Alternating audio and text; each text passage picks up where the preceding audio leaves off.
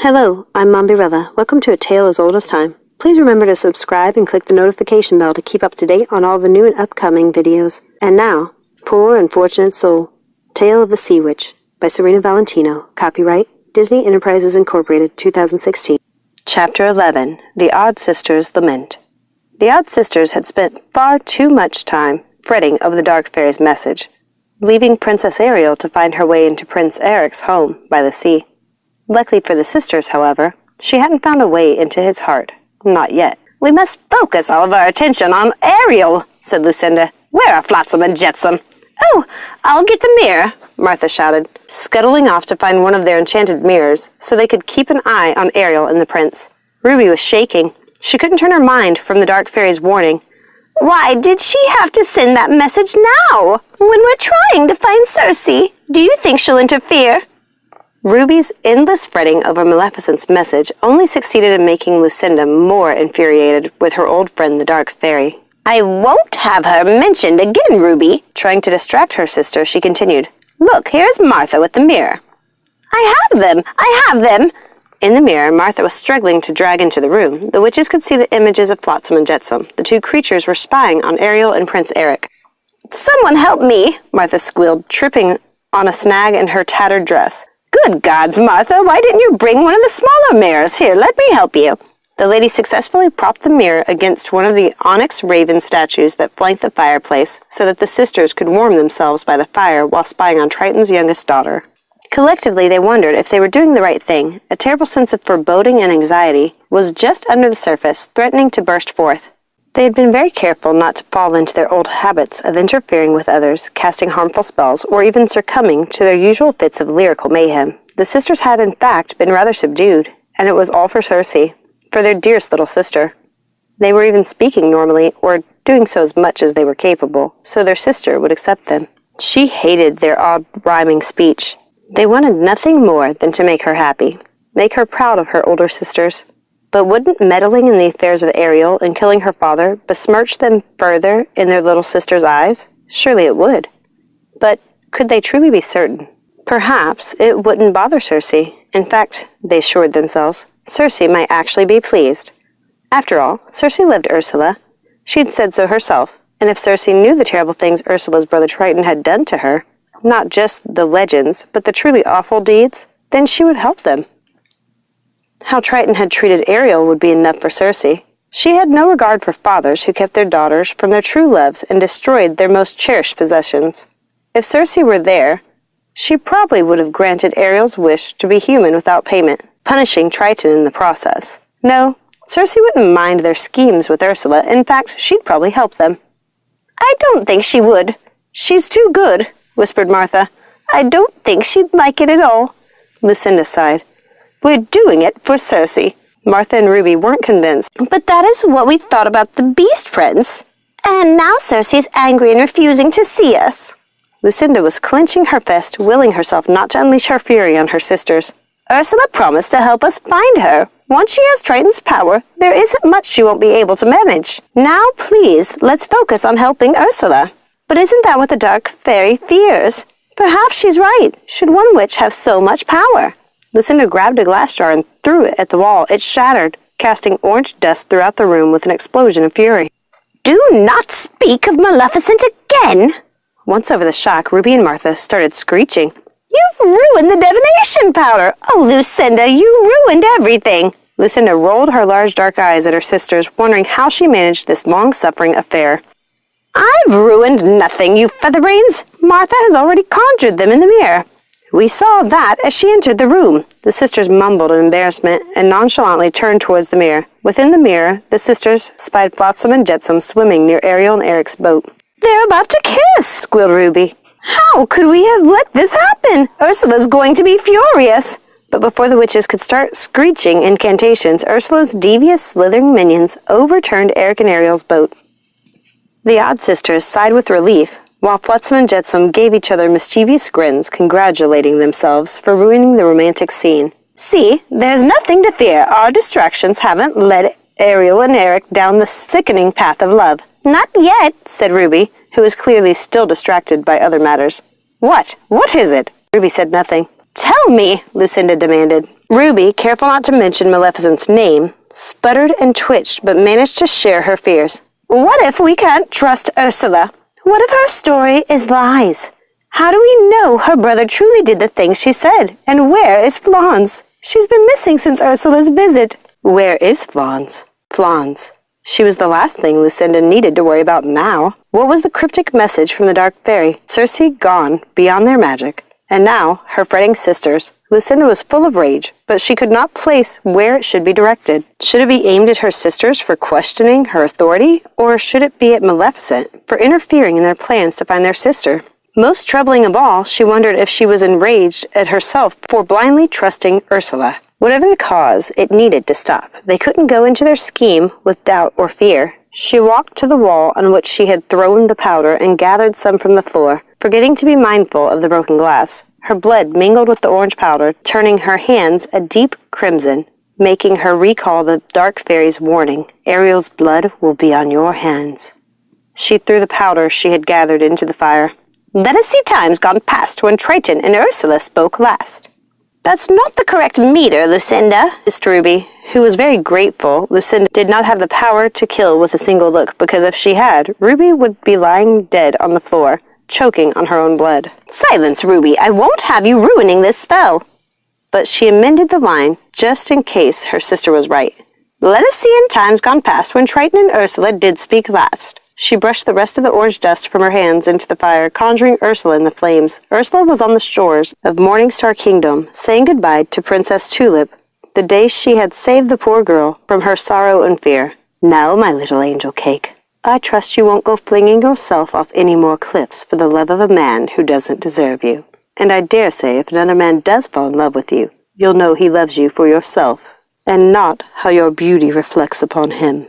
And, my sweet cheeks, if that day comes, I will return to you your voice. Tulip answered Ursula with a weak smile, and Ruby looked to her sisters, who were intently watching the scene. This is the day Ursula saved Tulip from drowning after the Beast Prince broke her heart. Where's Triton? We asked to see the last time brother and sister spoke, not this nonsense. Martha looked panicked. I think you did the spell wrong, Lucinda. I told you the meter was off. This isn't even the right time period. Lucinda looked as though she might strangle her sisters.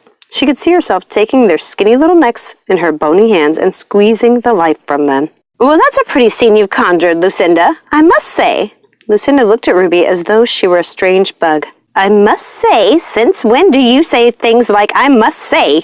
She scoffed and continued, Sisters, please, I'm sure Triton will show eventually. In the flames, Ursula sighed as she watched Tulip walk the path that led to her father's castle. When the sea witch disappeared beneath the water, she actually felt bad for the poor little princess, not because she'd lost her beauty, but because she had never truly appreciated it when she had it. Ursula was swimming home, feeling sullen for her own losses as well as Tulip's, when a tightening grip seized her stomach at the sight of Triton's shell chariot outside her entrance. A deep anger swelled within her as she thought of him in her home. How dare he enter without my permission? He had often taken those liberties with her, not because they were kin, but because he saw it as his right. He'd forsaken her long before, when he'd banished her from his kingdom. Not that he'd ever accepted her into his life during her time at the palace. He'd never really tried to love her as a sister, but that was a lifetime ago, she thought. Those days, when she'd lived in his kingdom, were like a faded nightmare now, hazy and out of reach. Now, she lived in her own waters, the unprotected waters, far from Triton and his sycophantic subjects. Only the most desperate of those subjects came to Ursula's realm, and she was more than happy to oblige them. Triton had painted her as a creature capable of only evil and wrongdoing. He would never dare admit that she had something to offer his people, despite the fact that together they could have ruled far better than either of them could alone. Surely that is what their mother and father had planned when they were alive. That's why they'd split their power between them, putting his into his trident and hers in the golden shell necklace Triton had taken from her when she was sent from his kingdom. He couldn't use her power, even if he wanted to, not without her permission. Only she could wield her power, but he'd rather hoard it than let her have it. Her rightful inheritance, and her rightful place at his side. If she were able, she could reclaim that power, and with a little help from the sister witches, she might easily dethrone her brother. Lucinda, Ruby, and Martha listened intently to Ursula's musings while watching her in the enchanted flames. "Ah, there's the tyrant king," said Lucinda as the sisters watched Ursula slither into the gaping maw entryway of her home. They heard the little cries and pleas for help from the creatures in her garden of souls. Ursula smiled at Harold. He had been the first of her victims and therefore was with her the longest. She'd come to look at him as one of her favorites. There was something about his sorrowful gaze that made her smile. "Hello, Harold, my pet." She looked at all the souls she'd collected.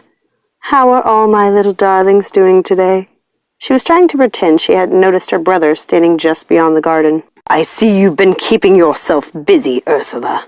I suppose you think you can enter any domain you choose, but I dare say you've overreached. You are in fact trespassing, sir." "I see the extent of your exile wasn't sufficient, Ursula. Clearly you're weaving your dark arts with those brave enough to venture into the unprotected realms, and look upon your revolting visage." Revolting visage. Ursula choked back her pain, swallowed it, and turned it into malice. "Your subjects wouldn't come begging me for help if you didn't oppress them with your lunatic standards of beauty. Dear, sweet, lovable, stupid Harold here is a prime example. All he wanted was to impress the ladies with the virtues you and your court hold in such high esteem, rather than being his dear sweet self, and look where it got him." Triton tried to interrupt his sister. "Ursula," but Ursula kept talking. "My contracts with your subjects are fair and binding. There's nothing your magic can do to help them, brother." "Do not call me brother, you foul, murdering, ugly monster!" Foul, murdering, ugly, monster. That was what her brother had thought of her since the day they met on the shores of Ipswich. She wished she had memories of her brother from before that day. To imagine them, younger together, only made her feel the loss of him more profoundly. Perhaps it was better to think their origins lay on the shores of Ipswich. There was nothing she could say or do to make him soften to her. He would always see her as a monster. No amount of love or support of his kingdom changed his view of her. Even when she hid within the false aquatic form he demanded of her, in the guise of what he deemed beautiful, she could sense him looking straight into her heart, which he saw as cold and black, the way Ursula saw the town of Ipswich. Ursula laughed. "There was a time when your words hurt me beyond measure. Now they only fuel my hatred for you. You violated the laws of the sea far too many times, Ursula. It's time you return to the shores so you can dwell with those pathetic humans you love so well." "Is this about the Princess Morningstar?" "Yes, you know the law. Her father's coffers have grown fat on fishing these waters. I won't have you protecting his children while he puts mine in danger every time his men cast their nets into the sea." "I'm not bound by your laws, Triton. I do not live in your waters. This realm is mine. I make the laws in the unprotected waters. Besides, you might be happy to know his coffers are now empty after some bad dealings with the Beast Prince. Perhaps that is punishment enough? I don't see why his daughter should suffer any further for her father's choices." "Clearly you know well of daughters who've suffered for their father's choices. Don't you dare speak of my father. Not ever. You don't have the right. That human wasn't your true father, and he deserved his fate for surrounding himself with those repugnant, murdering humans. You've become the thing you hated, Ursula, just like your victims in Ipswich. Get out and go back to your simpering, mealy-mouthed subjects. You have no power here, Triton.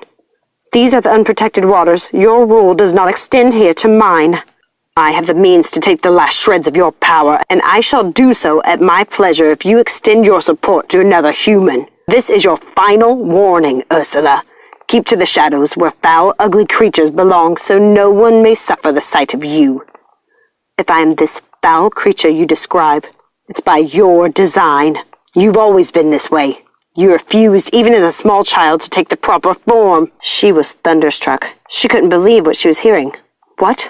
What did you say?" "You heard me. You were a vile little thing. I left you adrift because I foresaw the monster you would become." "I wasn't lost as you said." "You left me?" "Yes, and clearly it was the right choice. Look at you. You're disgusting. Shameful." Ursula thought she had hardened her heart against her brother long before, when he banished her from his kingdom. But this betrayal was more than she could comprehend. Her mind whirled at the notion of a young Triton, abandoning his little sister to the perilous waves, not knowing if she lived or died, hoping she had met the latter fate. No wonder he'd never sought her out all those years. She hadn't the strength to ask what their parents had thought of her disappearance. She wouldn't be able to bear it if they had been privy to her brother's plan. Surely they hadn't. They must have been told some lurid tale of mishap. She wondered if they had ever suspected their perfect son of such a terrible deed. Why else would the king dictate that Triton prove she was dead or unworthy before he could take the throne? It was all too awful, too profane. How dare he cast judgment on her when he had left his little sister to die? And to think that her parents might have been privy to his act, that they could have known the truth. That would be too heartbreaking, too terrible, even to fathom. It couldn't possibly be true. She was done. There was no love left for her brother. There was no doubt. And he had given her no choice. No choice at all. This foul, ugly, murdering creature was going to do what she did best. She was going to take her revenge. Thank you so much for listening. Remember, like and subscribe, and don't forget to ring that notification bell to keep up to date on all the new magic. Have a magical day.